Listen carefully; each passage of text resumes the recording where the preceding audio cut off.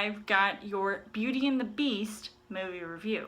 25 years later, Disney made a live-action version of a movie with the same name, and as somebody who has been a fan of the original, the only question I had was, does it hold up to the original animated film? So as far as the story goes, Bill Condon directs this movie, which I believe is one of the best adaptations of an animated film that I really grew up watching and loving and enjoying. It still had those same elements of it being magical, and it turned out to be this huge spectacle, and at times it did feel like a Broadway, especially introducing some new musical numbers and dance numbers, as well as some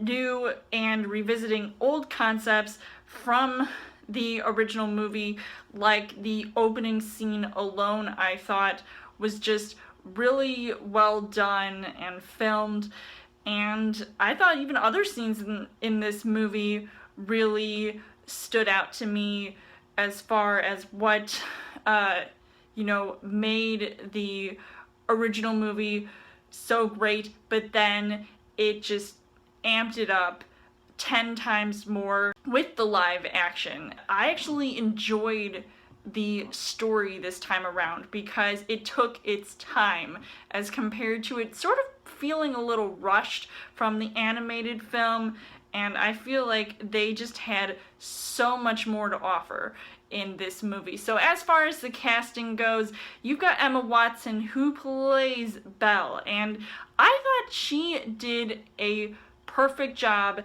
in this movie. I, at times was skeptical about, some of her line delivery, but at the end of the day, I just really enjoyed her performance, and her singing wasn't as bad, even though maybe it was auto-tuned and fixed in post-production, but I still think she had a great voice, and she looked the part and dressed the part and really showed a different side to this character as being a more strong female character and standing up for herself and what she believes in, and just always being there for her father, played by Kevin Kline, who I think did a really good job in this movie, as well as showing more of a stronger character instead of, what I had seen in the animated film, which I wasn't as impressed with, but here it was just very well done. And then you've got Dan Stevens, who plays the Beast, and I'm surprised that they didn't even give him another name in this movie. He was pretty good as well, and it didn't, matter to me if he was mostly CGI, but his voice, and then he starts singing in this movie.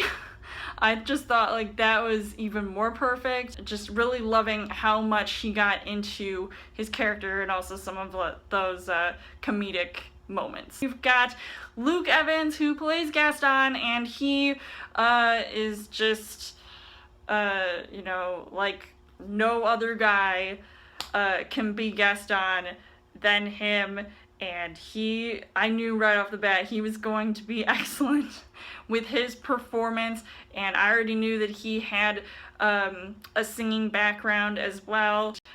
Just seeing more than what I saw in the animated movie.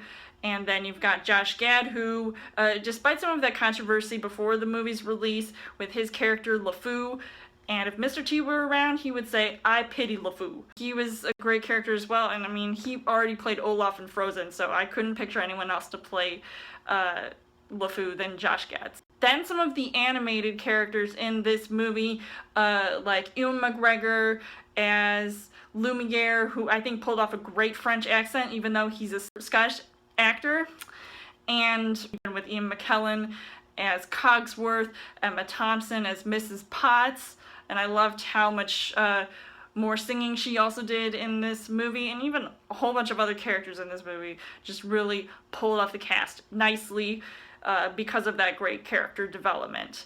that we got to see more of, and it really moved the story along. So the things that I liked about this movie, what really stood out to me was the visuals, and they were better than I expected. I had seen this movie in 3D, and I just loved how much detail was put into this movie, and Disney definitely loves paying attention to detail, and just seeing how beautiful the set pieces were and the production design, I thought were just all really perfect, like with the ballroom scene and the Be Our Guest whole scene really brought out that nostalgia factor, especially with all those other different musical numbers, with some of the new music that they added to the movie that wasn't in the original. But Alan Menken, I thought, did a really good job with the songs and returning once again to this film.